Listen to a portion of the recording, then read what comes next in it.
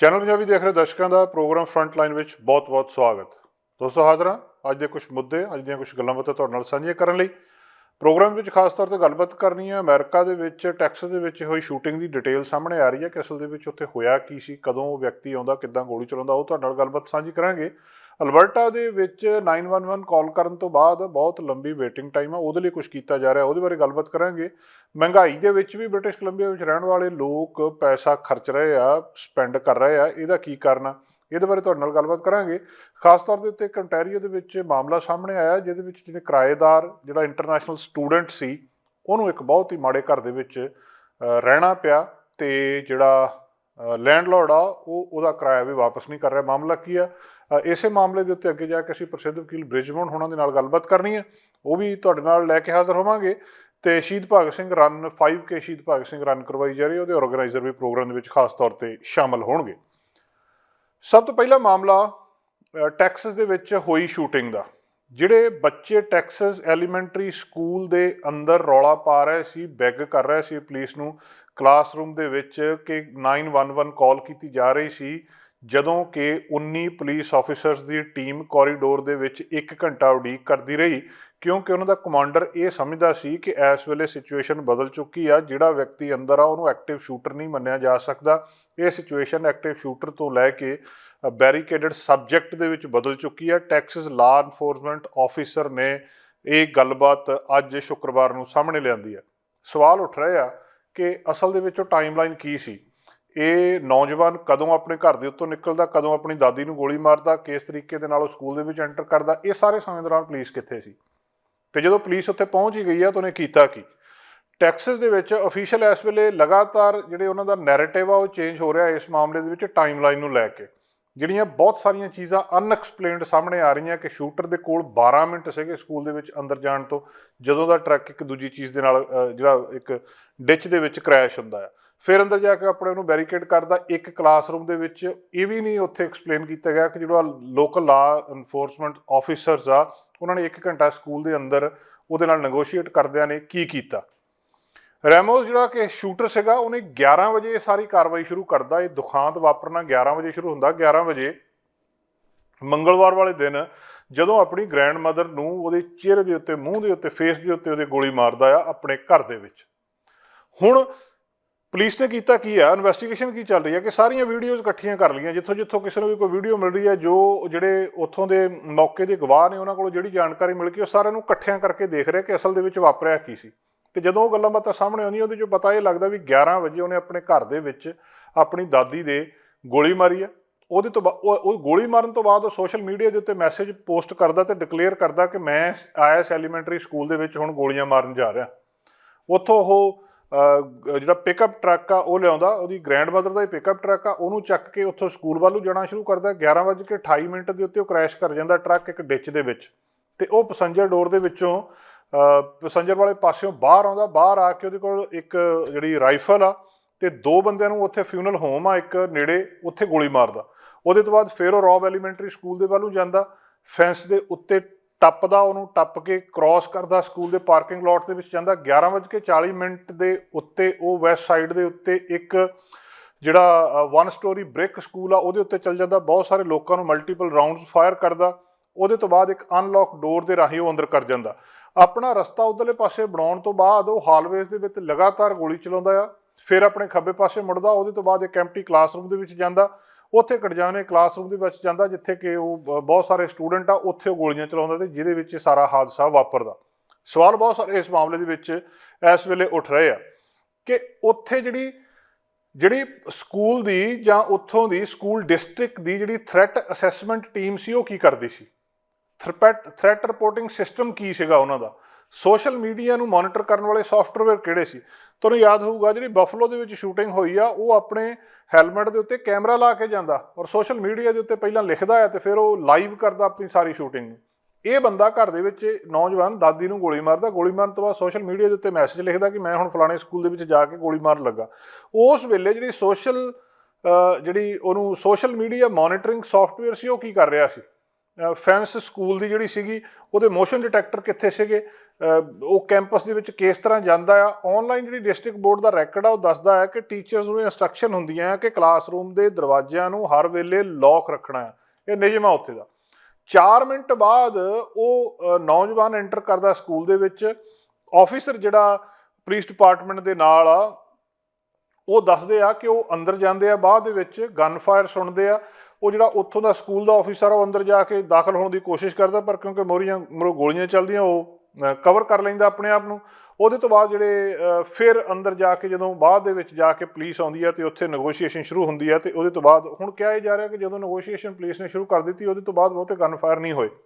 Texas law enforcement sources ਦੱਸ ਰਹੇ ਆ ਕਿ ਕਲਾਸਰੂਮ ਦੇ ਡੋਰ ਲੌਕ ਸੀਗੇ। ਹੁਣ ਡੋਰ ਲੌਕ ਆ ਤੇ ਪੁਲਿਸ ਜਿਹੜੀ ਆ ਉਹ ਅੰਦਰਲੇ ਪਾਸੇ ਜਾ ਨਹੀਂ ਸਕਦੀ ਤੇ ਚਾਬੀਆਂ ਲੱਭਣ ਨੂੰ ਕਹਿੰਦੇ ਟਾਈਮ ਲੱਗ ਗਿਆ। 1 ਘੰਟਾ ਪੁਲਿਸ ਬਿਲਡਿੰਗ ਦੇ ਅੰਦਰ ਕਰਨ ਤੋਂ ਬਾਅਦ US border patrol tactical officer ਪਹੁੰਚਦੇ ਆ। ਉਹ ਆ ਕੇ ਆਫ ਡਿਊਟੀ ਪੋਜੀਸ਼ਨ ਦੇ ਉੱਤੇ ਉਹਨੂੰ ਰੈਮੋਸ ਨੂੰ ਗੋਲੀ ਮਾਰਦੇ ਆ ਤੇ ਉਹਦੀ ਮੌਤ ਹੁੰਦੀ ਆ। ਹੁਣ ਇਹ ਸਾਰੇ ਪ੍ਰੋਸੈਸ ਦੇ ਉੱਤੇ ਕਈ ਸਵਾਲ ਉੱਠ ਰਹੇ ਆ। ਟੈਕਸਸ ਲਾਅ ਇਨਫੋਰਸਮੈਂਟ ਸੋਰਸਿਸ ਇਸ ਵੇਲੇ ਉਹਨਾਂ ਨੇ ਇੱਕ ਨਿਊਜ਼ ਏਜੰਸੀ ਨੂੰ ਦੱਸਿਆ ਆ ਕਿ ਜਿਹੜੇ ਆਫਿਸਰ ਸੀ ਉਹਨਾਂ ਨੇ 15 ਗੋਲੀਆਂ ਚਲਾਈਆਂ। 15 ਗੋਲੀਆਂ ਚਲਾਉਣ ਤੋਂ ਬਾਅਦ ਉਹ ਕਲਾਸਰੂਮ ਦੇ ਵਿੱਚ ਐਂਟਰ ਹੋਏ ਆ। ਜਿਹੜੀ ਉਹਨਾਂ ਦੀ ਆਪਸ ਦੇ ਵਿੱਚ ਰੇਡੀਓ ਕਮਿਊਨੀਕੇਸ਼ਨ ਸੀ, ਜਦੋਂ ਉਹਨੂੰ ਦੇਖਦੇ ਆ ਤਾਂ ਉਹਦੇ ਤੋਂ ਪਤਾ ਲੱਗਦਾ ਵੀ 1 ਵਜੇ ਉਹ ਇਹਨੂੰ ਡੈਡ ਡਿਕਲੇਅਰ ਕਰਦੇ ਆ ਵੀ ਉਹਨੂੰ ਅਸੀਂ ਗੋਲੀ ਮਾਰ ਦਿੱਤੀ ਆ।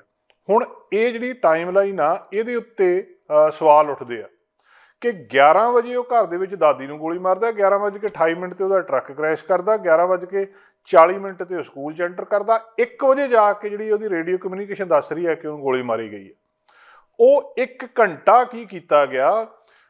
ਇਹ ਸ਼ਹਿਰ ਜਿਹੜਾ ਹੈਗਾ ਆ ਯੂਵੈਲਡੀ, ਇਹ ਛੋਟਾ ਜਿਹਾ ਸ਼ਹਿਰ ਆ ਟੈਕਸਸ ਦਾ। 16,000 ਉੱਥੇ ਵਸਿੰਦਾ ਰਹਿਣ ਵਾਲਾ ਆ। ਸਕੂਲ ਡਿਸਟ੍ਰਿਕਟ ਦੀ ਆਪਣੀ ਪੁਲਿਸ ਡਿਪਾਰਟਮੈਂਟ ਆ। ਜਿਹੜਾ ਕੁਛ ਮਹੀਨੇ 2018 ਦੇ ਵਿੱਚ ਸਕੂਲ ਮਾਸ ਸ਼ੂਟਿੰਗ ਹੋਈ ਸੀ ਪਾਰਕਲੈਂਡ ਫਲੋਰੀਡਾ ਦੇ ਵਿੱਚ, ਉਹਦੇ ਤੋਂ ਕੁਛ ਮਹੀਨੇ ਬਾਅਦ ਉਹਨਾਂ ਨੇ ਆਪਣੀ ਜਿਹੜੀ ਪੁਲਿਸ ਡਿਪਾਰਟਮੈਂਟ ਉਹਨਾਂ ਦਾ ਆਪਣਾ ਸੀਗਾ। 6 ਆਫਿਸਰ ਆ, ਉਹਦੇ ਵਿੱਚ ਇੱਕ ਸਿਕਿਉਰਿਟੀ ਗਾਰਡ ਆ।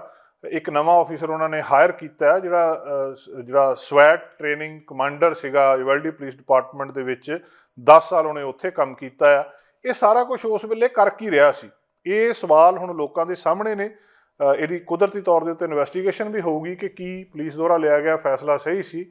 ਵੀਡੀਓਜ਼ ਆਈਆਂ ਬਾਹਰ, ਮਾਪੇ ਰੌਲਾ ਪਾ ਰਿਹਾ 1 ਘੰਟਾ ਹੋ ਗਿਆ ਵਿਅਕਤੀ ਨੂੰ ਅੰਦਰ ਗਏ ਨੂੰ। ਪਹਿਲਾਂ ਸਕੂਲ ਦੇ ਬਾਹਰ ਉਹ ਸ਼ਰੇਆਮ ਗਨ ਲੈ ਕੇ ਘੁੰਮ ਰਿਹਾ, ਕੋਈ ਰੋਕਣ ਵਾਲਾ ਨਹੀਂ ਆ। ਉਹਨਾਂ ਦੀ ਆਪਣੀ ਸਿਕਿਉਰਿਟੀ ਕਿੱਥੇ ਗਈ ਹੈ ਤੇ ਇਹ ਸਾਰੇ ਕੁਝ ਦੇ ਵਿੱਚ ਕੀਤਾ ਕੀ ਗਿਆ, ਇਹਦੀ ਹੁਣ ਜਾਂਚ ਪੜਤਾਲ ਵੱਡੇ ਪੱਧਰ ਦੇ ਉੱਤੇ ਕੀਤੀ ਜਾ ਰਹੀ ਹੈ।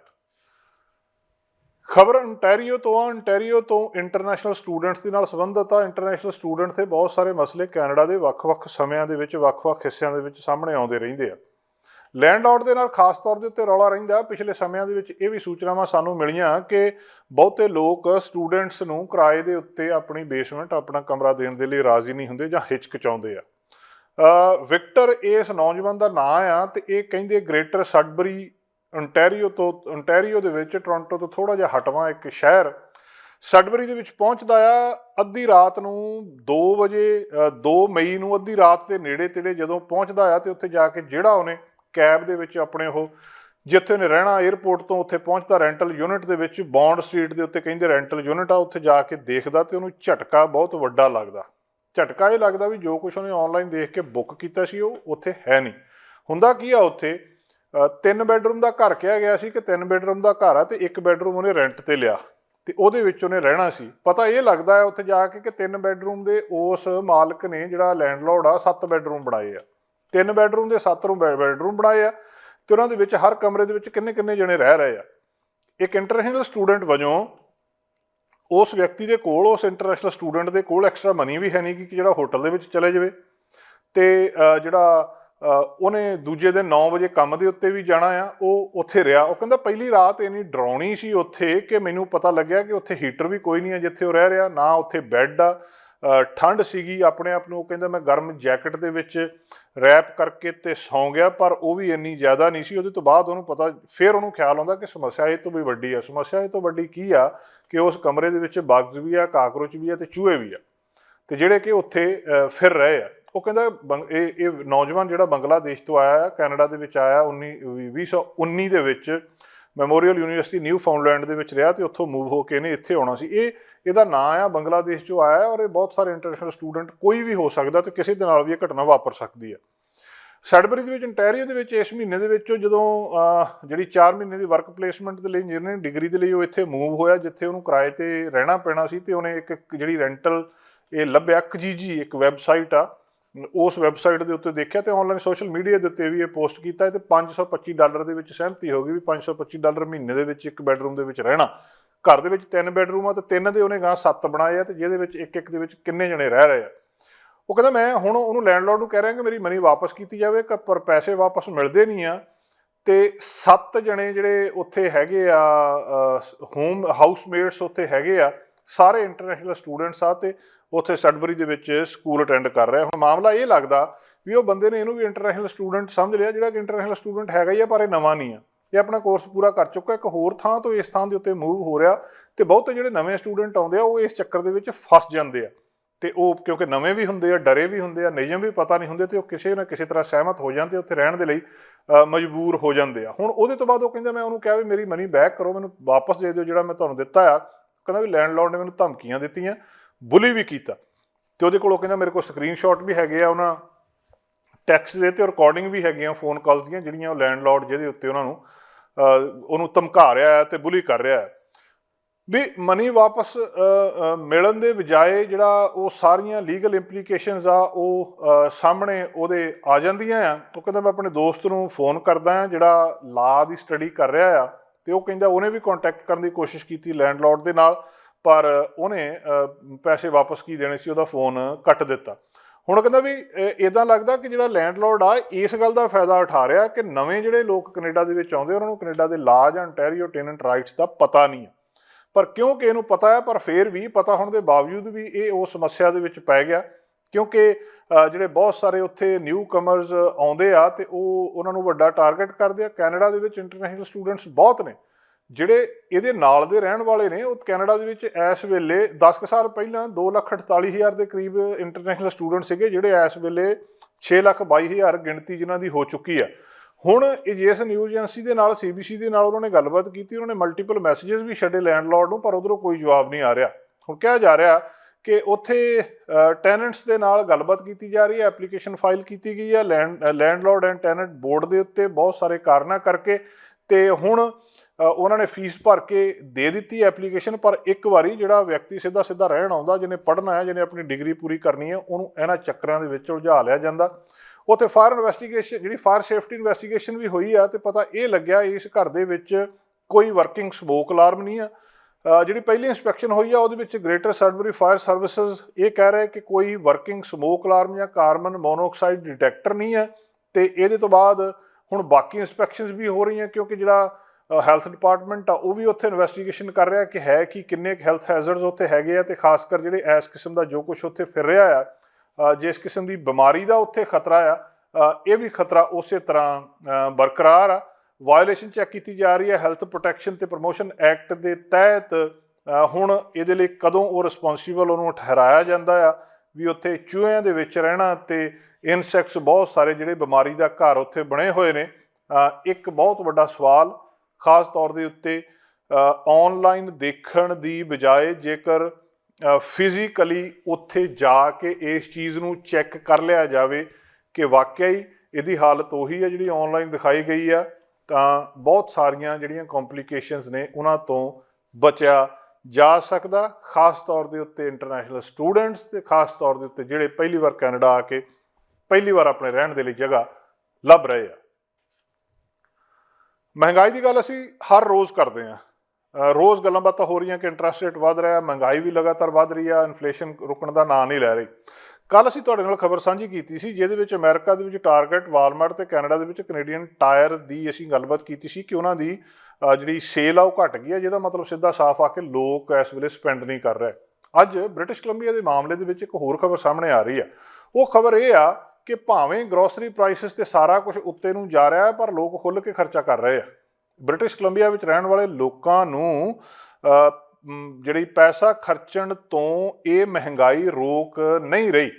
ਜਿਹੜੀ ਇਸ ਹਫਤੇ ਦੀ ਸਟੈਟਿਸਟਿਕਸ ਕੈਨੇਡਾ ਨੇ ਬ੍ਰੇਕਡਾਊਨ ਰਿਲੀਜ਼ ਕੀਤਾ ਆ, ਜਿਹੜੀ ਰਿਟੇਲ ਸੇਲ ਆ ਬ੍ਰਿਟਿਸ਼ ਕੋਲੰਬੀਆ ਦੇ ਵਿੱਚ ਇਹ ਦੇਸ਼ ਦੇ ਵਿੱਚ ਸਭ ਤੋਂ ਜ਼ਿਆਦਾ ਆ, ਤੇ ਜਿਹੜੀ ਦੂਜੇ ਪ੍ਰੋਵਿੰਸਸ ਆ ਤੇ ਉਹਨਾਂ ਨੂੰ ਆਊਟਪਾਸ ਕਰ ਗਈ ਹੈ ਟੈਰੀਟਰੀਜ਼ ਨੂੰ। ਇਹ ਬ੍ਰਿਟਿਸ਼ ਕੋਲੰਬੀਆ ਦੇ ਵਿੱਚ ਜਿਹੜੀ ਰਿਟੇਲ ਸੇਲ ਆ, ਉਦਾਹਰਨ ਵਜੋਂ ਜਿਹੜੀ ਰਿਟੇਲ ਸੇਲ ਮਾਰਚ 2020 ਦੇ ਵਿੱਚ ਸੀਗੀ, ਇਹ 43 ਬਿਲੀਅਨ ਡਾਲਰ ਦੱਸੀ ਜਾਂਦੀ ਆ। ਅਗਲੇ ਸਾਲ 2021 ਦੇ ਵਿੱਚ ਇਹ ਸੇਲ 56.9 ਬਿਲੀਅਨ ਡਾਲਰ ਹੋ ਗਈ, ਤੇ ਮਾਰਚ 2022 ਦੇ ਵਿੱਚ ਯਾਨੀ ਕਿ ਪਿਛਲੇ ਮਹੀਨੇ ਜਿਹੜਾ ਮਾਰਚ ਲੰਘ ਕੇ ਗਈ ਆ, ਇਹ ਸੇਲ 59.2 ਬਿਲੀਅਨ ਡਾਲਰ ਹੋ ਗਈ, ਯਾਨੀ ਕਿ ਪਿਛਲੇ ਸਾਲ ਨਾਲੋਂ ਵੀ ਇਹ ਸੇਲ ਵੱਧ ਗਈ ਆ। BC ਰਿਟੇਲ ਕਾਉਂਸਲ ਇਹ ਗੱਲਬਾਤ ਦੱਸ ਰਹੀ ਆ। ਸਪੈਂਡਿੰਗ ਜਿਹੜੀ ਆ ਬਿਜ਼ਨੈਸਿਸ ਦੇ ਉੱਤੇ, ਰੈਸਟੋਰੈਂਟਸ ਦੇ ਉੱਤੇ, ਟੂਰਿਸਟ ਹੌਟ ਸਪੌਟਸ ਦੇ ਉੱਤੇ ਜਿਹੜੇ ਸਟਰਗਲ ਕਰ ਰਹੇ ਸੀ ਪਿਛਲੇ 2 ਸਾਲਾਂ ਤੋਂ, ਉੱਥੇ ਕੀਤੀ ਜਾ ਰਹੀ ਆ। ਬ੍ਰਿਟਿਸ਼ ਕੋਲੰਬੀਆ ਦੇ ਵਿੱਚ ਵੈਨਕੂਵਰ ਦੇ ਵਿੱਚ, ਕਿਉਂਕਿ ਜਿਹੜੀ ਕਰੂਜ਼ ਇੰਡਸਟਰੀ ਆ ਉਹ ਦੁਬਾਰਾ ਖੁੱਲ੍ਹ ਚੁੱਕੀ ਆ, ਦੁਬਾਰਾ ਸਾਰਾ ਕੁਝ ਸ਼ੁਰੂ ਹੋ ਚੁੱਕਿਆ, ਉੱਥੇ ਲੋਕ ਆਉਣ ਲੱਗ ਪਏ ਆ। ਉਸ ਕਰੂਜ਼ ਸ਼ਿਪ ਇੰਡਸਟਰੀ ਦੇ ਨਾਲ ਨਾਲ ਟੈਕਸੀ ਇੰਡਸਟਰੀ, ਉਹਦੇ ਨਾਲ ਜਿੰਨੇ ਰੈਸਟੋਰੈਂਟਸ ਉੱਥੇ ਸੀਗੇ, ਸਾਰਿਆਂ ਦੇ ਉੱਤੇ ਕੁਦਰਤੀ ਤੌਰ ਦੇ ਉੱਤੇ ਇਸ ਵੇਲੇ ਸੇਲ ਅਪ ਹੋਈ ਆ। ਡਾਊਨਟਾਊਨ ਵੈਨਕੂਵਰ ਦੇ ਵਿੱਚ ਜਿਹੜੇ ਇਹ ਕਰੂਜ਼ ਸ਼ਿਪ ਟੂਰਿਸਟ ਵਾਪਸ ਆਏ ਆ, ਉਹਨਾਂ ਨੇ ਕਾਫੀ ਜ਼ਿਆਦਾ ਇਸ ਸੇਲ ਨੂੰ ਅਪ ਕੀਤਾ। ਲਗਾਈ ਸੇਲ ਬਹੁਤ ਵਧੀਆ, ਲੋਕ ਬਾਹਰ ਟਰੈਵਲ ਕਰ ਰਹੇ ਆ। ਜਿਹੜੀ ਇੱਕ ਰੀਬੈਲੈਂਸਿੰਗ ਕਿਸਮ ਦੀ ਚੀਜ਼ ਦੇਖੀ ਜਾ ਰਹੀ ਆ, ਜਿਹੜੀਆਂ ਵੱਖ-ਵੱਖ ਚੀਜ਼ਾਂ ਦੇ ਇਸ ਆਉਣ ਵਾਲੇ ਸਮੇਂ ਦੇ ਵਿੱਚ ਭਾਵੇਂ ਲੋਕ ਆਪਣਾ, ਇੱਕ ਪਾਸੇ ਅਸੀਂ ਇਹ ਵੀ ਖਬਰ ਸਾਂਝੀ ਕਰ ਰਹੇ ਹਾਂ ਕਿ ਕੈਨੇਡਾ ਦੇ ਵਿੱਚ ਲੋਕਾਂ ਨੇ ਖਾਣ ਪੀਣ ਦੀਆਂ ਆਦਤਾਂ ਬਦਲ ਲਈਆਂ, ਵੀ ਉਹਨਾਂ ਕੋਲ ਗਰੋਸਰੀ ਖਰੀਦਣ ਦੇ ਵਿੱਚ ਵੀ ਉਹਨਾਂ ਨੇ ਘੱਟ ਕਰਨਾ ਸ਼ੁਰੂ ਕਰ ਦਿੱਤਾ ਕਿ ਆਹ ਚੀਜ਼ ਲੈਣੀ ਆ, ਆਹ ਚੀਜ਼ ਨਹੀਂ ਲੈਣੀ।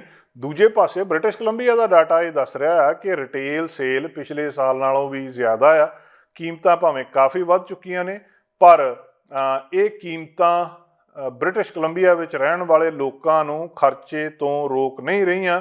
ਤੁਹਾਨੂੰ ਇਹ ਵੀ ਪਤਾ ਕਿ ਜਿਹੜੀ 6.6% ਦੇ ਉੱਤੇ ਮਾਰਚ ਦੇ ਵਿੱਚ ਇਹ ਇਨਫਲੇਸ਼ਨ ਸੀਗੀ, ਹਾਈ ਇਨਫਲੇਸ਼ਨ ਹਜੇ ਵੀ ਬਹੁਤ ਸਾਰੇ ਜਿਹੜੇ ਮਿਲੀਅਨਸ ਆਫ ਹਾਊਸ ਹੋਲਡ ਆ ਉਹਨਾਂ ਦੇ ਲਈ ਸਮੱਸਿਆ ਬਣੀ ਆ ਕਿ ਕਿਸ ਤਰ੍ਹਾਂ ਉਹਨਾਂ ਨੇ ਸਰਵਾਈਵ ਕਰਨਾ ਆ। ਪਰ ਕੰਜ਼ਿਊਮਰ ਸਪੈਂਡਿੰਗ ਜਿਹੜੀ ਆ ਉਹ ਦੱਸਦੇ ਆ ਕਿ 0.9% ਮਾਰਚ ਤੋਂ ਲੈ ਕੇ ਅਪ੍ਰੈਲ ਦੇ ਵਿੱਚ ਵੱਧ ਗਈ ਆ, ਤੇ ਆਉਣ ਵਾਲੇ ਸਮੇਂ ਦੇ ਵਿੱਚ ਵੀ ਇਹਦੇ ਬਾਰੇ ਇਸੇ ਤਰ੍ਹਾਂ ਸੋਚਿਆ ਜਾ ਰਿਹਾ।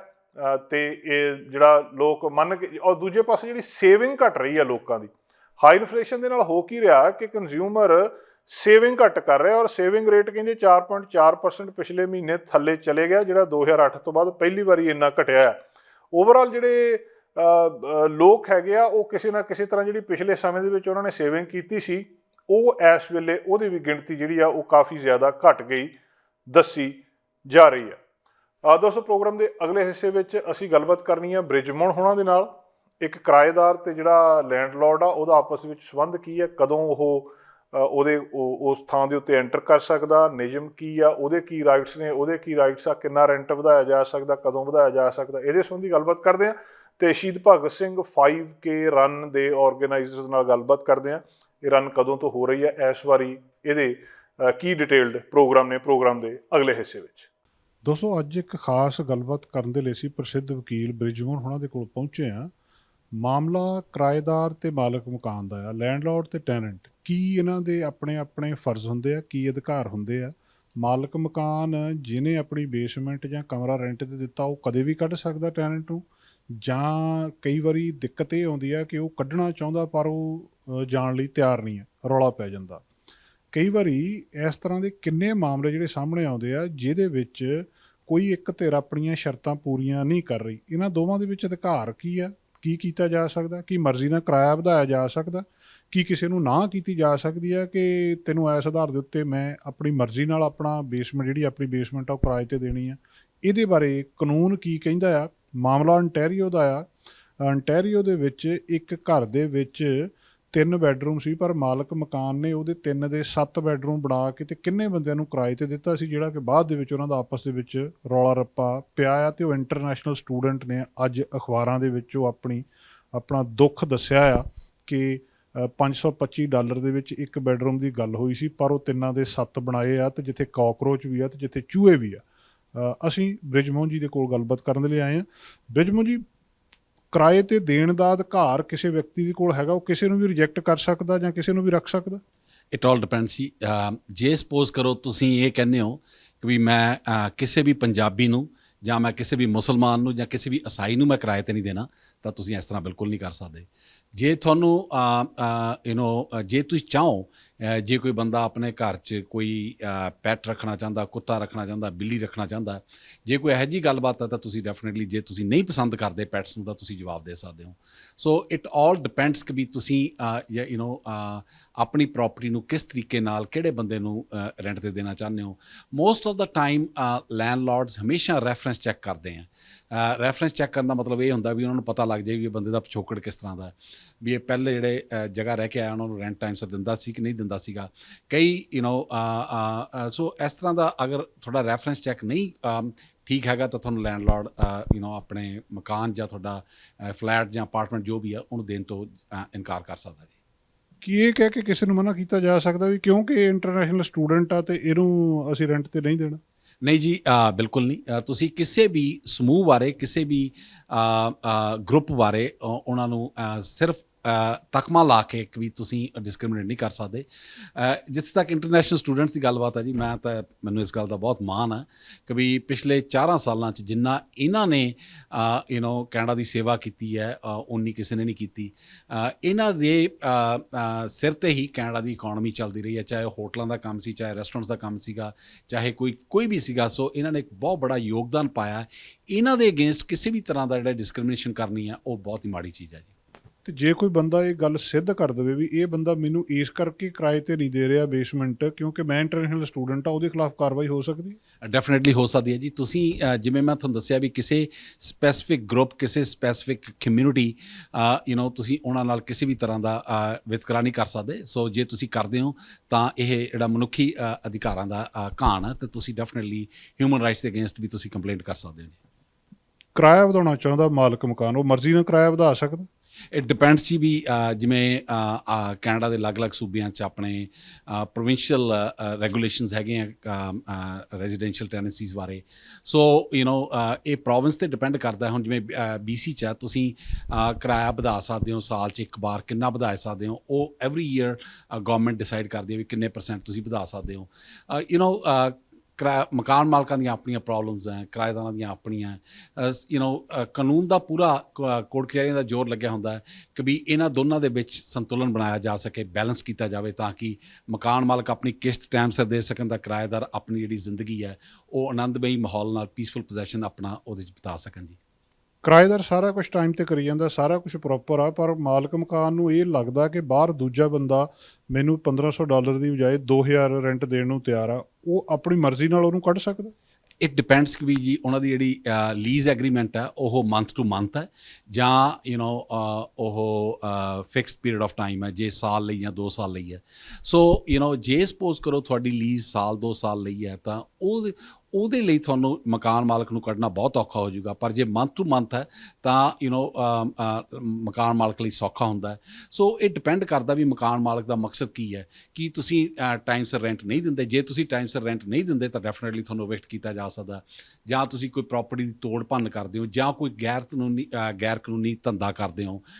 ਤੁਸੀਂ ਪ੍ਰੋਸਟੀਟਿਊਸ਼ਨ ਦਾ ਕੰਮ ਸ਼ੁਰੂ ਕਰ ਦਿੰਦੇ ਹੋ, ਡਰੱਗਸ ਵੇਚਣੀਆਂ ਸ਼ੁਰੂ ਕਰ ਦਿੰਦੇ ਹੋ, ਤੁਹਾਡੇ ਘਰੇ ਲੋਕੀ ਘੰਟੇ ਬਾਅਦ ਹਾਰਨ ਮਾਰ ਕੇ ਆ ਰਹੇ ਹੈ।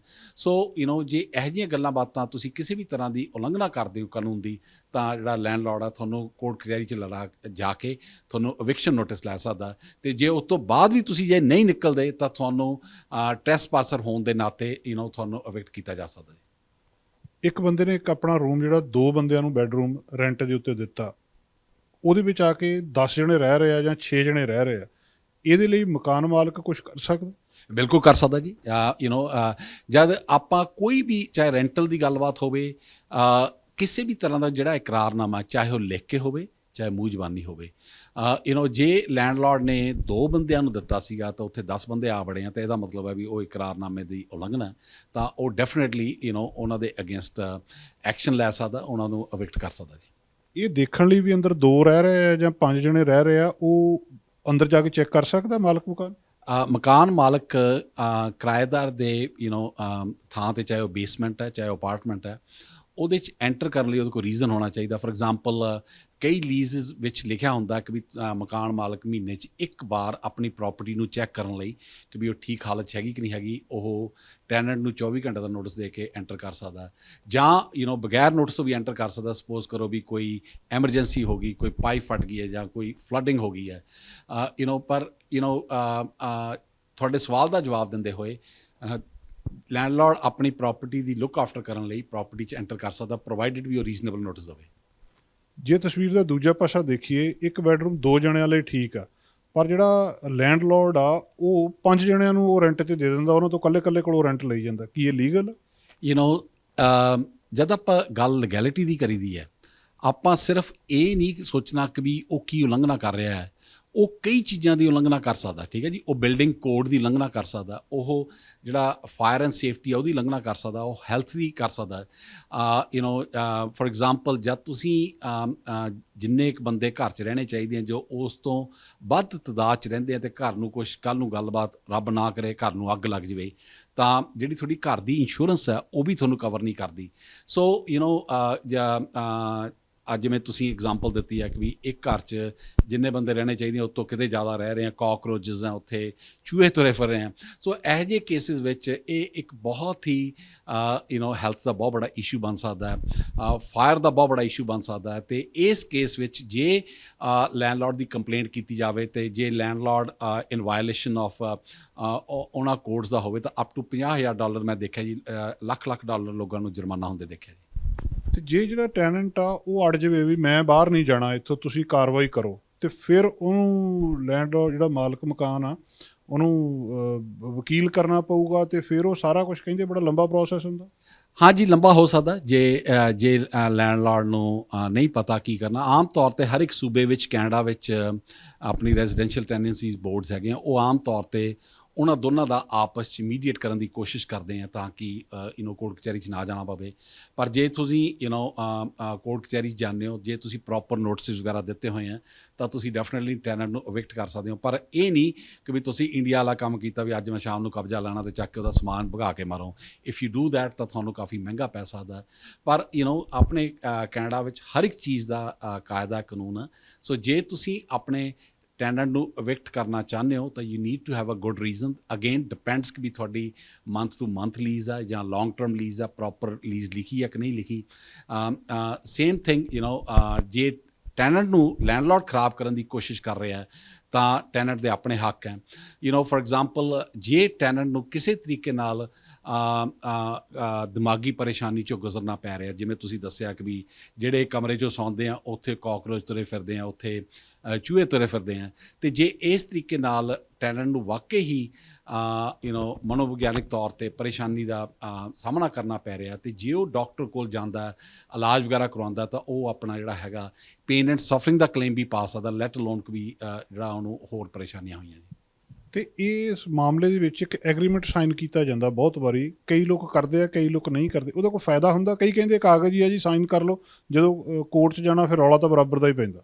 ਹਾਂਜੀ, ਉਹ ਪੁਰਾਣੇ ਜ਼ਮਾਨਿਆਂ 'ਚ ਤਾਂ ਜੀ ਆਪਣਾ ਜਿਹੜਾ ਮੁੱਛ ਦਾ ਬਾਲ ਸੀਗਾ ਉਹ ਰੱਖ ਕੇ ਲੋਕੀ ਕਹਿੰਦੇ ਸੀ ਵੀ ਆਹ ਮੇਰਾ ਮੁੱਛ ਦਾ ਬਾਲ ਹੈ ਅਤੇ ਇੰਨੇ ਮੈਨੂੰ ਪੈਸੇ ਉਧਾਰ ਦੇ ਦਿਓ ਅਤੇ ਜਿੱਦਣ ਮੇਰੇ ਕੋਲ ਹੋਏ ਮੈਂ ਆਪਣਾ ਤੁਹਾਨੂੰ ਆ ਕੇ ਕਰਜ਼ ਵਾਪਸ ਕਰ ਦੂੰਗਾ। ਪਰ ਹੁਣ ਅੱਜ ਕੱਲ੍ਹ ਦੇ ਜ਼ਮਾਨਿਆਂ 'ਚ ਜੇ ਤੁਹਾਡੇ ਕੋਲ ਲਿਖਤੀ ਕਾਰਵਾਈ ਨਹੀਂ ਵੀ ਹੈਗੀ ਹੈ, ਐਜ਼ ਲੌਂਗ ਐਜ਼ ਜਿਹੜਾ ਤੁਹਾਡਾ ਓਰਲ ਐਗਰੀਮੈਂਟ ਆ ਉਹ ਵੀ ਕੋਰਟ ਵਿੱਚ ਇਨਫੋਰਸ ਕੀਤਾ ਜਾ ਸਕਦਾ, ਪ੍ਰੋਵਾਈਡਡ ਕਿ ਵੀ ਤੁਹਾਡੇ ਕੋਲ ਪ੍ਰੋਪਰ ਨੋਟ ਟੇਕਿੰਗ ਹੋਵੇ, ਪ੍ਰੋਪਰ ਤੁਹਾਡੇ ਕੋਲ ਜੇ ਹੋ ਸਕਦਾ ਜੇ ਗਵਾਹ ਹੋਵੇ ਤਾਂ ਸੋਨੇ 'ਤੇ ਸੁਹਾਗੇ ਵਾਲੀ ਗੱਲ ਹੈ। ਸੋ ਪਰ ਜੇ ਤੁਸੀਂ ਸਾਰਾ ਕੁਛ ਪ੍ਰੋਪਰ ਤਰੀਕੇ ਨਾਲ ਕਰਨਾ ਚਾਹੁੰਦੇ ਹੋ ਤਾਂ ਕਿ ਤੁਹਾਨੂੰ ਲੇਟਰ ਔਨ ਕੋਰਟ ਕਚਹਿਰੀਆਂ 'ਚ ਖੱਜਲ ਖਰਾਬ ਨਾ ਹੋਣਾ ਪਵੇ, ਤਾਂ ਵਧੀਆ ਤਰੀਕਾ ਤਾਂ ਇਹੀ ਹੈ ਵੀ ਆਪਣਾ ਜਿਹੜੇ ਵੀ ਤੁਸੀਂ ਸੂਬੇ 'ਚ ਰਹਿੰਦੇ ਹੋ, ਜਿਹੜੇ ਵੀ ਸ਼ਹਿਰ 'ਚ ਤੁਸੀਂ ਰਹਿੰਦੇ ਹੋ, ਉੱਥੇ ਜਿਹੜਾ ਵੀ ਤੁਹਾਨੂੰ ਵਕੀਲ ਜਾਣਦਾ ਉਹਨਾਂ ਨਾਲ ਜਾ ਕੇ ਤੁਸੀਂ ਆਪਣੀ ਗੱਲਬਾਤ ਜ਼ਰੂਰ ਕਰੋ ਤਾਂ ਕਿ ਤੁਹਾਨੂੰ ਸਹੀ ਰਾਹ 'ਤੇ ਪਾਇਆ ਜਾ ਸਕੇ, ਤਾਂ ਕਿ later on down the road ਤੁਹਾਨੂੰ ਲੀਗਲ ਕੰਪਲੀਕੇਸ਼ਨਸ ਤੋਂ ਤੁਹਾਡਾ ਬਚਾਅ ਹੋ ਸਕੇ। ਆਖਰੀ ਸਵਾਲ, ਇੱਕ ਬੇਸਮੈਂਟ ਲੀਗਲ ਆ, ਇੱਕ ਬੇਸਮੈਂਟ ਇਲੀਗਲ ਆ, ਕੀ ਜਿਹੜੇ ਇਹ ਕਿਰਾਏਦਾਰ ਅਤੇ ਮਾਲਕ ਮਕਾਨ ਵਾਲਾ ਕਾਨੂੰਨ ਆ ਦੋਵਾਂ 'ਤੇ ਬਰਾਬਰ ਲਾਗੂ ਹੋਊਗਾ, ਜਾਂ ਜਿਹੜੀ ਇਲੀਗਲ ਬੇਸਮੈਂਟ ਆ ਉਹਦੇ 'ਤੇ ਕਾਨੂੰਨ ਹੀ ਨਹੀਂ ਲਾਗੂ ਹੁੰਦਾ?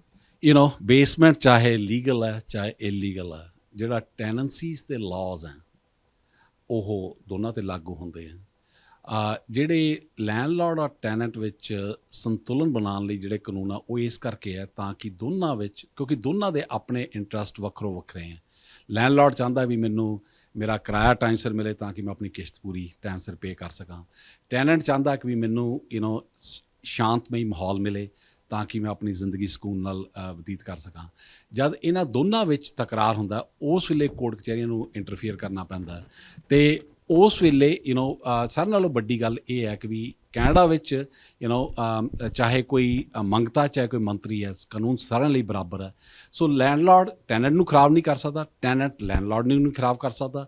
ਪਰ ਸਾਰਿਆਂ ਨਾਲੋਂ ਸਿਆਣੀ ਗੱਲ ਇਹ ਹੈ ਵੀ ਕਿਸੇ ਵੀ ਤਰ੍ਹਾਂ ਦਾ ਰਿਲੇਸ਼ਨਸ਼ਿਪ ਐਂਟਰ ਕਰਨ ਤੋਂ ਪਹਿਲਾਂ ਤੁਸੀਂ ਕੋਈ ਵੀ ਬੇਸਮੈਂਟ ਲੈਣ ਤੋਂ ਪਹਿਲਾਂ ਜਾਂ ਘਰ ਲੈਣ ਤੋਂ ਪਹਿਲਾਂ, ਅਪਾਰਟਮੈਂਟ ਲੈਣ ਤੋਂ ਪਹਿਲਾਂ ਜਿਹੜਾ ਵੀ ਤੁਹਾਨੂੰ ਲਾਇਰ ਜਾਣਦਾ ਉਹਦੇ ਨਾਲ ਤੁਸੀਂ ਜ਼ਰੂਰ 5 7 10 ਮਿੰਟ ਮਿਲ ਕੇ ਉਹਨਾਂ ਨਾਲ ਆਪਣੀ ਸਲਾਹ ਜ਼ਰੂਰ ਕਰ ਲਓ ਤਾਂ ਕਿ ਲੇਟਰ ਔਨ ਤੁਹਾਨੂੰ ਇਹਨਾਂ ਕਾਨੂੰਨੀ ਮੁਸ਼ਕਲਾਂ 'ਚ ਨਾ ਪੈਣਾ ਪਵੇ। ਬਹੁਤ ਬਹੁਤ ਸ਼ੁਕਰੀਆ ਜੀ, ਮਿਹਰਬਾਨੀ। ਥੈਂਕ ਯੂ ਜੀ। ਦੋਸਤੋ, ਬ੍ਰਿਜਮੋਹਨ ਜੀ ਹੁਣਾਂ ਨਾਲ ਅਸੀਂ ਗੱਲਬਾਤ ਕੀਤੀ ਇਸ ਵਿਸ਼ੇ ਦੇ ਉੱਤੇ। ਕਦੇ ਵੀ ਟਾਈਮ ਨਹੀਂ ਹੁੰਦਾ ਕਿਸੇ ਦੇ ਕੋਲ ਵੀ ਜਾ ਕੇ ਆਹ ਗੱਲਾਂ ਕਿਸੇ ਵਕੀਲ, ਉਹ ਵੀ ਪ੍ਰਸਿੱਧ ਵਕੀਲ ਨਾਲ ਕੀਤੀਆਂ ਜਾ ਸਕਣ। ਅਸੀਂ ਇਹਨਾਂ ਨੂੰ ਬੇਨਤੀ ਕਰਦੇ ਹਾਂ ਕਿ ਇਹਨਾਂ ਮੁੱਦਿਆਂ ਦੇ ਉੱਤੇ ਸਾਡੇ ਦਰਸ਼ਕਾਂ ਨੂੰ ਜਾਣਕਾਰੀ ਦਿਓ ਜਿਹੜੀ ਕਿ ਆਥੈਂਟਿਕ ਹੁੰਦੀ ਆ। ਔਰ ਸਾਡੇ ਕੋਲੇ ਕਈ ਵਾਰੀ ਸੁਣੀਆਂ ਸੁਣਾਈਆਂ ਗੱਲਾਂ ਜ਼ਿਆਦਾ ਹੁੰਦੀਆਂ। ਅੰਟੈਰੀਓ ਦੇ ਇੱਕ ਸ਼ਹਿਰ ਦੇ ਵਿੱਚ ਰੌਲਾ ਪਿਆ, ਇੱਕ ਇੰਟਰਨੈਸ਼ਨਲ ਸਟੂਡੈਂਟ ਦਾ ਅਖਬਾਰਾਂ ਦੀ ਅੱਜ ਸੁਰਖੀ ਬਣੀ ਹੈ। ਇਸ ਮਾਮਲੇ ਦੇ ਵਿੱਚ ਅਸੀਂ ਗੱਲਬਾਤ ਕਰਨ ਦੇ ਲਈ ਇਹਨਾਂ ਨਾਲ ਗੱਲਬਾਤ ਕੀਤੀ ਹੈ ਤਾਂ ਕਿ ਤੁਹਾਨੂੰ ਇਸ ਮਾਮਲੇ ਦੇ ਵਿੱਚ ਕਿਰਾਏਦਾਰ ਅਤੇ ਜਿਹੜਾ ਮਕਾਨ ਮਾਲਕ ਆ ਉਹਦੇ ਆਪਸ 'ਤੇ ਕੀ ਹੱਕ ਨੇ ਉਹਦੇ ਸੰਬੰਧੀ ਜਾਣਕਾਰੀ ਦੇ ਸਕੀਏ। ਕੈਮਰਾਮੈਨ ਅਮਿਤ ਮਨੇਸਰ ਨਾਲ ਜਸਕਰਨ, ਚੈਨਲ ਪੰਜਾਬੀ, ਸਰੀ। ਇਹਨਾਂ ਦੇ ਪ੍ਰਬੰਧਕਾਂ ਦੇ ਨਾਲ ਗੱਲਬਾਤ ਕਰਨ ਦੇ ਲਈ ਅਸੀਂ ਇੱਥੇ ਪਹੁੰਚੇ ਹਾਂ। ਕਿਰਪਾਲ ਬੈਂਸ, ਇਕਬਾਲ ਪੁਰੇਵਾਲ, ਸੰਤੋਖ ਸਿੰਘ ਢੇਸੀ ਉਹ ਸਾਡੇ ਨਾਲ ਨੇ, ਉਹਨਾਂ ਦੇ ਨਾਲ ਅਸੀਂ ਗੱਲਬਾਤ ਕਰਦੇ ਹਾਂ। ਬੈਂਸ ਸਾਹਿਬ, ਸਾਨੂੰ ਇਹਦੇ ਬਾਰੇ ਥੋੜ੍ਹੀ ਜਾਣਕਾਰੀ ਦਿਓ ਜੀ, ਇਹਦਾ ਮਕਸਦ ਕੀ ਹੈ ਔਰ ਕੀ ਇਹਦੇ ਵਿੱਚ ਉਸ ਦਿਨ ਨੂੰ ਹੋਣਾ? ਇਹ ਜਿਹੜੀ ਆਪਣੇ 5K ਰਨ ਅਸੀਂ ਇਹ ਕਰਾ ਰਹੇ ਹਾਂ 11ਵੀਂ, ਜਦੋਂ ਤੁਸੀਂ ਦੱਸਿਆ ਹੀ ਆ। ਅਤੇ 2 ਸਾਲ ਅਸੀਂ ਇਸ ਲਈ ਕਰਾ ਸਕੇ ਕਿ ਕੋਵਿਡ ਕਰਕੇ ਅਸੀਂ 2009 ਦੇ ਵਿੱਚ ਸ਼ਹੀਦ ਭਗਤ ਸਿੰਘ ਦੀ ਯਾਦ ਨੂੰ ਤਾਜ਼ਾ ਰੱਖਣ ਦੇ ਲਈ ਇਹ ਕਰਾਉਣੀ ਸ਼ੁਰੂ ਕੀਤੀ ਸੀਗੀ। ਅਤੇ ਸ਼ਹੀਦ ਭਗਤ ਸਿੰਘ ਬਾਰੇ ਤੁਸੀਂ ਸਾਰੇ ਜਾਣਦੇ ਆ, ਕੋਈ ਆਪਣੀ ਜਾਣ ਪਛਾਣ ਦਾ ਮੁਹਤਾਜ ਨਹੀਂ ਹੈ। ਉਹ ਜਿੱਦਾਂ ਕਹਿੰਦੇ ਆ ਕਿ ਆਪਣੇ ਸ਼ਹੀदों की चिताओं पे लगेंगे हर वर्ष बेले, वतन पे मिटने वालों का यही निशान बाकी होगा। ਸੋ ਭਗਤ ਸਿੰਘ ਦੇ ਨਿਸ਼ਾਨਿਆਂ ਨੂੰ ਅਸੀਂ ਯਾਦ ਕਰਕੇ ਔਰ ਮੁੱਖ ਰੱਖ ਕੇ ਅਸੀਂ ਇਹ ਰਨ ਕਰਾ ਰਹੇ ਹਾਂ। ਭਗਤ ਸਿੰਘ ਜਿਹੜਾ ਆ ਉਹ ਇੱਕ ਆਈਕੋਨਿਕ ਫਿਗਰ ਆ ਸ਼ਹੀਦ ਦੇ ਤੌਰ 'ਤੇ, ਜਿਸ ਤਰ੍ਹਾਂ ਨਾਰਥ ਅਮਰੀਕਾ ਅਤੇ ਲੈਟਿਨ ਅਮਰੀਕਾ 'ਚ ਸ਼ੀ ਗਵੇਰੇ ਦਾ ਨਾਂ ਜਾਣਿਆ ਜਾਂਦਾ। ਅਤੇ ਇਸ ਵੇਲੇ ਜਿਹੜਾ ਏਸ਼ੀਆ, ਸਾਊਥ ਏਸ਼ੀਆ ਸਬ ਕੰਟੀਨੈਂਟ ਆ, ਇੰਡੀਆ, ਪਾਕਿਸਤਾਨ ਜਾਂ ਹੋਰ ਮੁਲਕ ਜਿਹੜੇ ਲਾਗੇ ਛਾਗੇ ਜਿਹੜੇ ਆ, ਈਵਨ ਜਰਮਨੀ ਤੱਕ ਵੀ ਸ਼ਹੀਦ ਭਗਤ ਸਿੰਘ ਦਾ ਨਾਂ ਜਾਣਿਆ ਜਾਂਦਾ ਆ। ਅਤੇ ਅਸੀਂ ਇਹ ਵੀ ਸਮਝਦੇ ਹਾਂ ਕਿ ਸ਼ਹੀਦ ਭਗਤ ਸਿੰਘ ਦੇ ਜਿਹੜੇ ਉਹਨਾਂ ਦੇ ਵਿਚਾਰ ਸੀਗੇ ਜਾਂ ਜਿਹੜੀ ਸੋਚ ਸੀ, ਅੱਜ ਦੇ ਨੌਜਵਾਨ ਜਿਹੜੇ ਆ ਉਹ 'ਤੇ ਪਹਿਰਾ ਦੇ ਰਹੇ ਆ। ਔਰ ਉਹਨਾਂ ਦਾ ਆਪਣਾ ਸੰਕਲਪ ਵੀ ਇਹੀ ਸੀਗਾ ਕਿ ਅਸੀਂ ਨੌਜਵਾਨਾਂ ਨੂੰ ਸੁਨੇਹਾ ਉਹਨਾਂ ਦਾ ਜ਼ਿਆਦਾ ਸੀਗਾ, ਕਿਉਂਕਿ ਇੱਕ ਜਿਹੜੀ ਉਹਨਾਂ ਦੀ ਛੋਟਾ ਭਰਾ ਜਿਹੜਾ ਸੀਗਾ ਕੁਲਤਾਰ ਸਿੰਘ, ਉਹ 11 ਸਾਲ 12 ਸਾਲ ਛੋਟਾ ਸੀ ਸ਼ਹੀਦ ਭਗਤ ਸਿੰਘ ਤੋਂ। ਅਤੇ ਉਹਨਾਂ ਨੂੰ ਉਹਨੇ ਚਿੱਠੀ ਲਿਖੀ ਸੀ, ਆਖਰੀ ਮੁਲਾਕਾਤ ਦੇ ਵਿੱਚ ਚਿੱਠੀ ਲਿਖੀ ਸੀ ਕਿ ਨੌਜਵਾਨਾਂ ਨੂੰ ਪੜ੍ਹਾਈ ਕਰੋ ਔਰ ਸਿਹਤਮੰਦ ਆਪਣੀ ਸਿਹਤ ਰੱਖੋ। ਔਰ ਅਸੀਂ ਇਹ ਨਿਸ਼ਾਨਾ ਲੈ ਕੇ ਤੁਰੇ ਹਾਂ ਕਿ ਸ਼ਹੀਦ ਭਗਤ ਸਿੰਘ ਦੇ ਨੌਜਵਾਨ ਸੁਨੇਹਾ ਦੇਣ ਦੇ ਲਈ। ਔਰ ਅਸੀਂ ਇਹ ਵੀ ਚਾਹੁੰਦੇ ਹਾਂ ਕਿ ਸਾਡੀ ਕਮਿਊਨਿਟੀ ਦੇ ਖਾਸ ਕਰ ਜਿਹੜੇ ਸਾਡੇ ਨੌਜਵਾਨ ਆ ਜਾਂ ਬੱਚੇ ਆ, ਇਹ ਖੇਡਾਂ ਦੇ ਵਿੱਚ ਪੜ੍ਹਾਈ ਵੀ ਕਰਨ, ਪਰ ਖੇਡਾਂ ਦੇ ਵਿੱਚ ਆਪਣੇ ਸਰੀਰਕ ਤੌਰ 'ਤੇ ਆਪਣੇ ਆਪ ਨੂੰ ਕਾਮਯਾਬ ਕਰਨ, ਇੰਪਰੂਵ ਕਰਨ। ਔਰ ਉਹਦੇ ਮੰਤਵ ਦੇ ਲਈ ਅਸੀਂ ਇੱਕ ਆਪਣੇ ਕਰਾ ਰਹੇ ਹਾਂ, ਬੱਚਿਆਂ ਦੀਆਂ ਖੇਡਾਂ ਵੀ ਕਰਾ ਰਹੇ ਹਾਂ, ਦੌੜਾਂ। ਜਿਹੜੇ 2016 'ਚ ਜਨਮੇ ਆ ਉਹਨਾਂ ਲਈ 60 ਮੀਟਰ ਦੀ, ਅਤੇ ਜਿਹੜੇ 13 ਜਨਮੇ ਆ ਉਹਨਾਂ ਦੀ ਹੈਗੀ ਆ ਆਪਣੇ 100 ਮੀਟਰ ਦੀ, ਅਤੇ ਜਿਹੜੇ 10 ਜਨਮੇ ਆ ਉਹਨਾਂ ਦੀ ਹੈਗੀ ਆ 200 ਮੀਟਰ ਦੀ ਰੇਸ। ਇਹ ਅਸੀਂ ਬੱਚਿਆਂ ਦੀਆਂ ਰੇਸਾਂ ਕਰਾ ਰਹੇ ਹਾਂ। ਅਤੇ ਉਹਦੇ ਨਾਲ ਜਿਹੜੀ ਇੱਕ ਖਾਸ ਜਿਹੜੀ ਸਾਡੀ ਈਵੈਂਟ ਆ ਉਹ ਹੈਗੀ ਆ 400 ਮੀਟਰ ਦੀ। ਸਾਡਾ ਇੱਕ ਕਾਮਰੇਡ ਸੀ, ਆਪਣਾ ਸਾਡਾ ਸਾਥੀ ਸੀ ਸੇਵਾ ਵਿਰਿੰਗ, ਅਤੇ ਉਹ 400 ਮੀਟਰ ਦਾ ਮਾਸਟਰਸ ਦਾ 65 ਸਾਲ ਤੋਂ ਉੱਪਰ ਦਾ ਉਹਦਾ ਆਪਣੇ BC ਦਾ ਰੈਕਡ ਸੀ। ਅਤੇ ਉਹਦੀ ਯਾਦ ਦੇ ਵਿੱਚ ਅਸੀਂ ਇੱਕ ਖਾਸ ਇੱਕ ਮੈਮੋਰੀਅਲ ਟਰੋਫੀ ਸੇਵਾ ਵਿਰਿੰਗ ਦੇ ਨਾਂ 'ਤੇ ਕਰ ਰਹੇ ਹਾਂ, ਜਿਹੜੀ 65 ਸਾਲ ਤੋਂ ਉੱਪਰ ਦੇ ਜਿਹੜੇ ਮਾਸਟਰਸ ਆ, ਬੋਥ ਮੈਨ ਐਂਡ ਵੀਮੈਨ, ਉਹਨਾਂ ਦੀ 400 ਮੀਟਰ ਦੀ ਰੇਸ ਕਰਾਈ ਜਾਊਗੀ ਔਰ ਉਹਦਾ BC ਦੇ ਲਈ ਰੈਕਡ ਵੀ ਰੱਖਿਆ ਜਾਊਗਾ। ਅਤੇ ਅਸੀਂ ਇਹ ਜਿਹੜੀ ਸਾਰੀ ਦੀ ਸਾਰੀ ਜਿਹੜੀ ਜਥੇਬੰਦੀ ਈਸਟਰਨ ਡਿਫੈਂਸ ਕਮੇਟੀ ਅਤੇ ਸ਼ਹੀਦ ਭਗਤ ਸਿੰਘ ਮੈਮੋਰੀਅਲ ਸੁਸਾਇਟੀ ਜਿਹੜੀ ਆ ਉਹ ਜਥੇਬੰਦ ਕਰ ਰਹੀ ਆ। ਅਤੇ ਜਿਹੜੀ ਇੱਥੇ ਦੀ grey home track and field club ਆ ਉਹ ਸਾਡਾ ਸਾਥ ਦੇ ਰਹੀ ਆ, ਅਤੇ ਉਹ ਇਸ ਜਥੇਬੰਦ ਸਾਰਾ ਇੰਤਜ਼ਾਮ ਕਰਨ ਦੇ ਵਿੱਚ। ਅਤੇ ਅਸੀਂ BC ਐਥਲੈਟਿਕਸ ਦੇ ਵਿੱਚ ਜਿਹੜੀ ਸਾਡੀ ਰਨ ਆ, ਜਿਹੜੀ 5K ਦੌੜ ਆ, ਇਹ BC ਐਥਲੈਟਿਕਸ ਵੱਲੋਂ ਸੈਂਕਸ਼ਨ ਆ, ਰਜਿਸਟਰ ਕਰਾਈ ਗਈ ਆ। ਅਤੇ ਉਹਨਾਂ ਦੇ ਅਫੀਸ਼ੀਅਲ ਵੀ ਆ ਕੇ ਇਸ ਦੌੜ ਨੂੰ ਰਿਕਾਰਡ ਕਰਨਗੇ। ਅਤੇ ਇਹ 5K ਰਨ ਜਿਹੜੀ ਆ ਉਹ ਆਪਣੇ ਦੌੜ ਸਰੀ ਜਿਹੜਾ ਪਾਰਕ ਆ ਜਿਹੜਾ, ਇਹਦੇ ਵਿੱਚ 2 ਗੇੜੇ ਲੱਗੂਗੇ ਅਤੇ ਉਸ ਤੋਂ ਬਾਅਦ ਇੱਥੇ ਫਿਨਿਸ਼ ਹੋਊਗੀ ਫਿਨਿਸ਼ ਲਾਈਨ 'ਤੇ। ਅਤੇ ਨਾਲ ਦੀ ਨਾਲ ਜਿਹਨਾਂ ਨੇ ਵਾਕ ਕਰਨੀ ਆ ਉਹ ਵਾਕ ਵੀ ਕਰ ਸਕਦੇ ਆ। ਤੇ ਹੋਰ ਕੋਈ ਤੁਸੀਂ ਪੁੱਛਣਾ ਹੋਵੇ ਤਾਂ ਉਹ ਵੀ ਦੱਸ ਸਕਦੇ। ਇਹ ਕਿੰਨੇ ਕੁ ਵਜੇ ਸਵੇਰੇ ਸ਼ੁਰੂ ਹੋਣੀ ਹੈ? ਰਜਿਸਟ੍ਰੇਸ਼ਨ ਕਿੰਨੀ ਆ? ਕੋਈ ਫੀਸ ਆ? ਪ੍ਰੋਸੀਜਰ ਕੀ ਹੈ ਜੀ? ਰਜਿਸਟ੍ਰੇਸ਼ਨ ਸ਼ੁਰੂ ਆ ਇਸ ਵੇਲੇ ਵੀ ਅਸੀਂ ਫਾਰਮ ਦਿੱਤੇ ਜਾ ਰਹੇ ਆ ਲੋਕਾਂ ਕੋਲ, ਆਪਣੇ ਸਾਡੇ ਸਾਥੀ ਬਣ ਵੀ ਰਹੇ ਆ, ਰਜਿਸਟਰ ਹੋ ਵੀ ਰਹੀ ਆ। ਔਰ ਸਾਡਾ ਇੱਕ ਵੈਬ ਪੇਜ ਵੀ ਆ shahidbhagat.com ਤੇ ਉੱਥੇ ਤੁਸੀਂ ਕਲਿੱਕ ਕਰਕੇ ਉੱਥੇ ਤੁਸੀਂ ਆਪਣੇ ਜਾ ਕੇ ਰਜਿਸਟਰ ਵੀ ਕਰਾ ਸਕਦੇ ਆ। ਇਹਦੀ ਫੀਸ ਵੀ ਆ $15 ਤੇ ਇਹਦੇ ਨਾਲ ਤੁਹਾਨੂੰ ਟੀ-ਸ਼ਰਟ ਵੀ ਮਿਲੇਗੀ। ਤੇ ਜਿਹੜੇ ਸਪਾਂਸਰ ਆ ਸਾਨੂੰ ਮਿਲ ਰਹੇ, ਕਾਫੀ ਸਪਾਂਸਰ ਆ ਵੀ ਗਏ ਆ। ਅਸੀਂ ਹੋਰ ਆਸ ਰੱਖਦੇ ਹਾਂ ਕਿ ਹੋਰ ਸਪਾਂਸਰ ਵੀ ਆਉਣਗੇ। ਤੇ ਇਹ ਜਿਹੜੀ ਟੀ-ਸ਼ਰਟ ਦੇ ਨਾਲ ਫਿਰ ਸਾਨੂੰ ਜਿਹੜੇ ਬੱਚਿਆਂ ਨੂੰ ਅਸੀਂ ਮੈਡਲ ਦਿੱਤੇ ਜਾਣਗੇ ਤੇ ਜਿਹੜੇ ਆਪਣੇ ਹੈਗੇ ਆ 400 ਮੀਟਰ ਰਨ ਉਹ 'ਚ ਟਰਾਫੀਆਂ ਦਿੱਤੀਆਂ ਜਾਊਗੀਆਂ ਤੇ ਕੈਸ਼ ਪ੍ਰਾਈਜ਼ ਦਿੱਤੇ ਜਾਊਗੇ।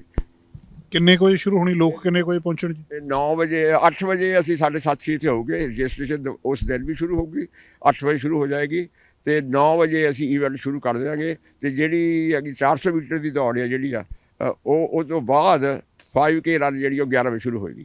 ਤੇ ਬੱਚਿਆਂ ਦੀ ਕਦੋਂ ਹੋਣੀ ਜੀ? 9 ਵਜੇ ਬੱਚਿਆਂ ਦੀਆਂ ਦੌੜਾਂ ਸ਼ੁਰੂ ਹੋ ਜਾਣਗੀਆਂ ਜਿੱਦਾਂ।